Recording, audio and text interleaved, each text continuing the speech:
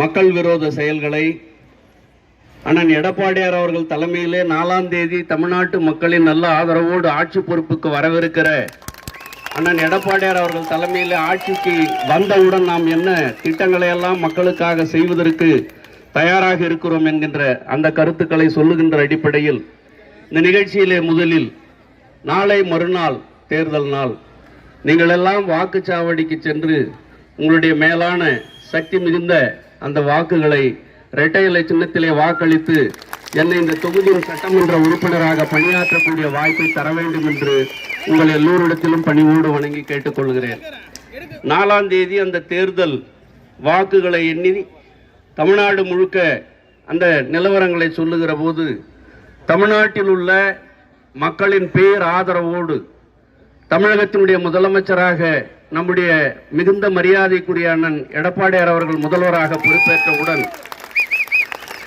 30 நாளுக்குள்ளாக எல்லா குடும்ப தலைவிக்கும் 10,000 ரூபாய் வழங்குகிற திட்டத்தை தேர்தல் வாக்குறுதியாக தந்திருக்கிறார்கள். அனைத்து குடும்ப தலைவிக்கும் 2,000 ரூபாய் தருவதற்கு தேர்தல் வாக்குறுதியாக அறிக்கையில் சொல்லியிருக்கிறார்கள். அதில் ஸ்டாலின் நிறைவேற்றாத 2021 5 ஆண்டுகளுக்கு முன்னால் மக்களை சந்தித்து ஓட்டுகளை கேட்டு வருகிற போது ஸ்டாலின் எல்லா குடும்ப தலைவிக்கும் 1000 தருவதாக அறிவித்தார் திமுக தேர்தல் வாக்குறுதியில். ஆனால் அதை செய்யவில்லை. 2.5 ஆண்டு காலம் கழித்து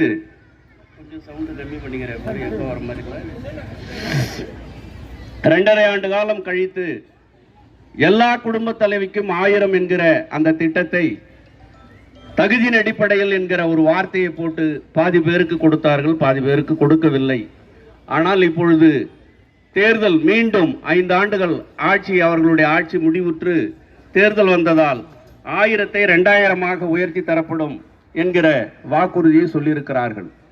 ஆக இந்த வாக்குறுதியை சொல்லுகிற போது இந்த 2000 தருகிறோம் என்று சொல்லுகிற ஸ்டாலின் எல்லோருக்கும் கொடுக்கிறாரா அல்லது ஏற்கனவே 1000 வாங்குபவர்களுக்கு கொடுக்கிறாரா, இல்லை மீண்டும் ஒரு தகுதி அடிப்படையில் என்ற ஒரு வார்த்தையை போட்டு குறைத்து கொடுக்க போகிறாரா என்பதை இந்த தமிழ்நாட்டு மக்களுக்கு விளக்கவில்லை. அதில் ஒரு குழப்பமான அறிவிப்பாகவே அதை பார்க்கிறோம்.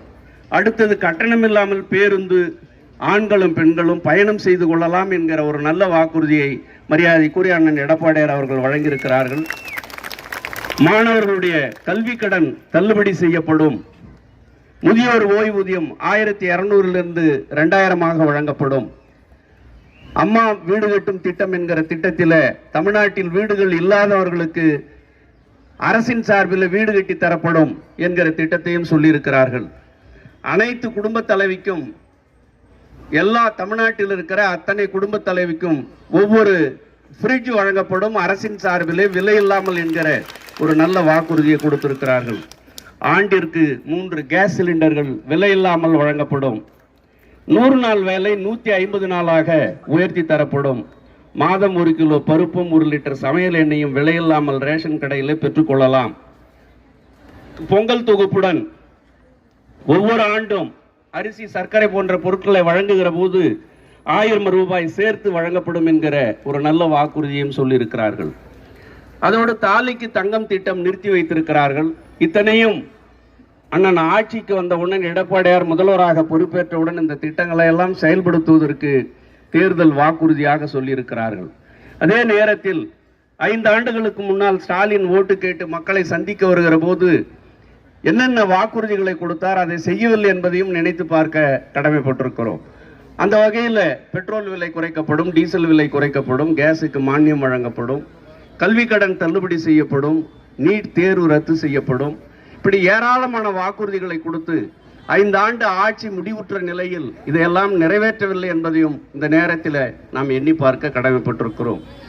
இதையெல்லாம் நிறைவேற்றாதோடு நிற்காமல் நம்முடைய புரட்சி தலைவி அம்மா அவர்களுடைய ஆட்சி காலத்திலும் அண்ணன் எடப்பாடியார் அவர்களுடைய ஆட்சி காலத்திலும் வழங்கப்பட்டு கொண்டிருந்த தாலிக்கு தங்கம் திட்டத்திலே நிறுத்திவிட்டார்கள். இருசக்கர வாகனம் பெண்கள் வாங்குவதற்கு 25,000 ரூபாய் மானியம் வழங்குகிற அந்த நல்ல திட்டத்தை நிறுத்தியிருக்கிறார்கள். சைக்கிள் வழங்குகிற, லேப்டாப் வழங்குகிற திட்டத்தை எல்லாம் நிறுத்தியிருக்கிறார்கள். இந்த திட்டமெல்லாம் நம்முடைய அண்ணன் மரியாதைக்குரிய எடப்பாடியார் அவர்கள் முதலமைச்சராக பொறுப்பேற்றவுடன் மீண்டும் செயல்படுத்தப்படும் என்கிற நல்லதொரு வாக்குறுதியை கொடுத்திருக்கிறார். இப்படி ஆட்சிக்கு வந்த பின்னால் நாம் என்ன சொல்லி இருக்கிறோமோ அதையெல்லாம் செய்வதற்கு அண்ணன் அவர்கள் தேர்தல் வாக்குறுதியாகவும் அறிக்கையாகவும் கொடுத்து இந்த நாட்டு மக்களிடத்தில் ஒரு உறுதியை சொல்லியிருக்கிறார்கள். அதை இந்த நேரத்தில் நாம் எல்லாம் சிந்தித்து பார்க்க கடமைப்பட்டிருக்கிறோம். நெல் விலை உயர்த்தப்படும், கரும்பு விலை உயர்த்தப்படும், இந்த வாக்குறுதியும் சொல்லியிருக்கிறார்கள். இப்ப பெண்களுக்கு 25,000 மானியம் வழங்குவதை போல வேலைக்கு செல்கிற இளைஞர்களுக்கு 10 லட்சம் பேருக்கு வாகனம் வாங்குவதற்கு 10,000 ரூபாய் மானியமாக வழங்குவதற்கு இன்று ஒரு திட்டத்தை அறிவித்திருக்கிறார்கள். இப்படி எதிர்காலத்தில் வருகிற 5 ஆண்டுகளில் தமிழ்நாட்டில் இருக்கிற பெண்கள், இளைஞர்கள், முதியவர்கள், விவசாயிகள் எல்லோருடைய வாழ்க்கையிலும் ஒரு நல்ல முன்னேற்றத்தை கொண்டு வருவதற்குண்டான திட்டங்களை எல்லாம் அறிவித்து தேர்தல் அறிக்கையாக சொல்லி இன்று மக்களை நாம் சந்திக்கிறோம். இந்த நேரத்தில் ஒரு சில அரசியல் ரீதியான கருத்துக்களையும் சிந்திக்க வேண்டிய கடமையும் பொறுப்பும் எல்லோருக்கும் இருக்கிறது. அந்த வகையில் நாம் மக்களை சந்தித்து வாக்கு கேட்கிற போது கடந்த ஆட்சி காலங்களில் நாம் என்ன செய்தோம், ஆட்சிக்கு வந்தால் என்ன செய்ய போகிறோம், இப்படிப்பட்ட திட்டங்களை சொல்லி நாம் ஓட்டு கேட்கிறோம். ஆனால் ஸ்டாலினும் அவருடைய மகனும் தனிப்பட்ட முறையில், ஏன்னா அந்த 5 ஆண்டு கால ஆட்சி காலத்தில் அவர்களிடத்தில் சொல்லுவதற்கு, அவர்கள் செய்ததாக சொல்வதற்கு ஒரு பெரிய திட்டங்கள் எதுவும் இல்லாத காரணத்தால் தனிப்பட்ட முறையில் அரசியல் விமர்சனம் என்ற பெயரில் மிக கடுமையாக விமர்சனம் செய்கிறார்கள். அதற்கு சில பதில்களை சொல்ல வேண்டிய கடமை நமக்கு இருக்கிறது. அந்த வகையில் அவர்கள் சொல்லுகிற அந்த அரசியல் விமர்சனங்களை குறித்து சில செய்திகளை முன்னோக்கி பார்க்க நாம் சில தகவல்களை இங்கே எடுத்து சொல்ல கடமைப்பட்டிருக்கிறேன். ஸ்டாலின் பேசுகிற போதெல்லாம் மிக எப்போதுமே திமுக தோல்வியே சந்திக்காத கட்சியை போல, அவர்கள் பிறந்ததிலிருந்து வெற்றியை மட்டுமே பார்த்தவர்களைப் போல, அதிமுக மிகப்பெரிய வலிமை உள்ள கட்சி இல்லை என்பதை போல விமர்சனம் செய்கிறார், பேசுகிறார். அவருக்கு சில இந்த தமிழ்நாட்டில் இருக்கிற அத்தனை மக்களும் அந்த செய்திகளை பார்த்து கொண்டிருக்கிறார்கள். நம்முடைய பகுதியில் இருக்கிற நம்ம இந்த கீழ்பண்ணாத்தூர் தொகுதி இந்த பகுதியில் இருக்கிற மக்களை எல்லாம் கூட அந்த செய்தியை நாம் பார்த்து கொண்டிருக்கிறோம். அந்த வகையில் திமுகவினுடைய வரலாறுகளை கொஞ்சம் பின்னோக்கி பார்க்க வேண்டிய தருணம் இது. அவர்கள் நாங்கள் தேர்தலில் தோற்றதே இல்லை என்பதை போல ஸ்டாலினும் அவருடைய மகனும் பேசுகிறவர்களுக்கு 1967 பேரறிஞர் அண்ணா அவர்கள் தமிழ்நாட்டின் முதலமைச்சராக பொறுப்பேற்றுக் கொண்டார். அந்த தேர்தலிலே அவர் முதலமைச்சர் ஆன பின்னால் 69 பேரறிஞர் அண்ணா அவர்கள் இந்த மண்ணிலே இருந்து மறைகிறார்கள். மீண்டும் யார் தலைமையில் அந்த திமுக ஆட்சி தொடர வேண்டும் என்கிற நிலையில் கருத்துக்கள் மோதல்கள் இருக்கிற போது நெடுஞ்செழியன் அதில் போட்டியாளராக அரசு கலை மற்றும் அறிவியல் கல்லூரி கொண்டு வரப்படும், அரசு தொழில்நுட்ப கல்லூரி கொண்டு வரப்படும், குளிர்பதன கிடங்கு இந்த பொருட்களை எல்லாம் பாதுகாக்கக்கூடிய அந்த குளிர்பதன கிடங்கு கொண்டு வரப்படும், நந்தன் கால்வாய் திட்டம் தொடர்ந்து செயல்படுத்தப்படும். இதெல்லாம் பிச்சாண்டி 21 தேர்தலில் வாக்குறுதியாக கொடுத்திருக்கிறார். இதெல்லாம் நடைபெற்றிருக்கிறதா என்பதை நீங்கள் சிந்தித்து பார்க்க வேண்டும். இது 21 கொடுத்தது. ஆனால் பிச்சாண்டி இந்த பகுதியில் கீழ்பண்ணாத்தூருக்கு 5 முறையும் துரும்பாபுரம் பகுதிக்கு 2 முறையும் சட்டமன்ற உறுப்பினராக இருக்கிறார். ஏறத்தாழ 30 ஆண்டு காலம் இந்த தொகுதியின் சட்டமன்ற உறுப்பினராக பிச்சாண்டி இருந்து கொண்டிருக்கிறார்.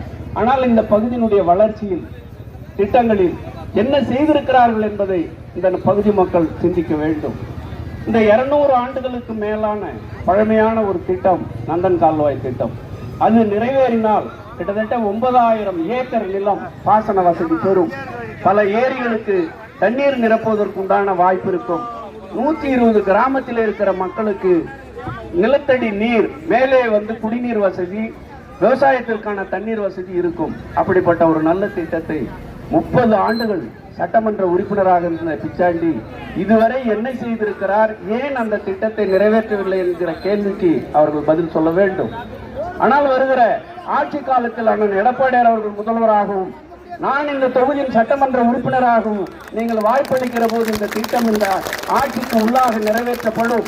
நீங்கள் அதை அதை நிறைவேற்றுவதோடு பல ஏரிகளுக்கு தண்ணீர் வரும், குடிதண்ணீர் வசதி வரும், பாசன வசதி பெறும். இப்படி எல்லா வகையிலும் பயன் தரக்கூடிய ஒரு நல்ல திட்டம். இன்னும் பெரிதாக சொல்லக்கூடிய அளவுக்கு இதை விட ஒரு நல்ல திட்டம் இந்த பகுதியிலே இல்லை என்பதை நாங்கள் உணர்ந்திருக்கிறோம். அந்த வகையில நிச்சயமாக அதற்கான ஏற்பாட்டை செய்து தருவோம் என்கிற ஒரு உறுதியை இந்த நேரத்திலே சொல்ல கடமைப்பட்டிருக்கிறேன். அதே போல அரசு கலைக்கல்லூரி, தொழில்நுட்ப கல்லூரிகள் எல்லாம் ஏன் வர வேண்டும்? இன்னைக்கு இருக்கிற நாங்களும் கல்லூரிகளுக்கு அந்த பள்ளிக்கூடங்கள்லாம் நடத்துகிறோம். அதில் இருக்கிற எல்லா நிலவரங்களும் தெரியும். சாதாரண குடும்பத்தில் இருக்கிற பிள்ளைகள் ஒரு தனியார் கல்வி நிறுவனங்களில் சேர்ந்து படிப்பது என்பது அவ்வளவு சுலபம் இல்லை. நிறைய பீசு, போக்குவரத்து, அந்த மாதிரி சிக்கல்கள் இருக்கிறது. நல்ல மார்க் இருந்தால் அரசு கலைக்கல்லூரியில் இன்னும் கூடுதலாக படிக்கலாம். அதனால் இந்த அரசு கலைக்கல்லூரியை ஏன் பிச்சாண்டி கொண்டு வரவில்லை என்பது எனக்கு தெரியாது. ஆனால் வருகிற 5 ஆண்டுக்குள் கட்டாயம் இந்த பகுதியில் ஒரு அரசு கலைக்கல்லூரி வருவதற்கு நாங்கள் முயற்சி செய்ய உறுதியாக வரும். அதற்கான ஏற்பாட்டை செய்யப்படும் என்கிற வாக்குறுதியை சொல்லுவது எங்களுடைய கடமை. அந்த வகையில் நாம் இந்த தொகுதிக்கு செய்ய வேண்டிய எல்லா விதமான முன்னேற்றத்துக்கு உண்டான அத்தனை பணிகளையும் மேற்கொள்ளுவோம்.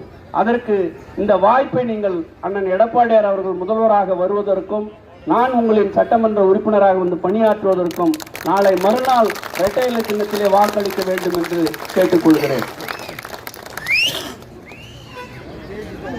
நாளை மறுநாள் இங்கே இருக்கிற நம்முடைய கழக நிர்வாகிகளுக்கும் மரியாதைக்குரிய பொதுமக்கள்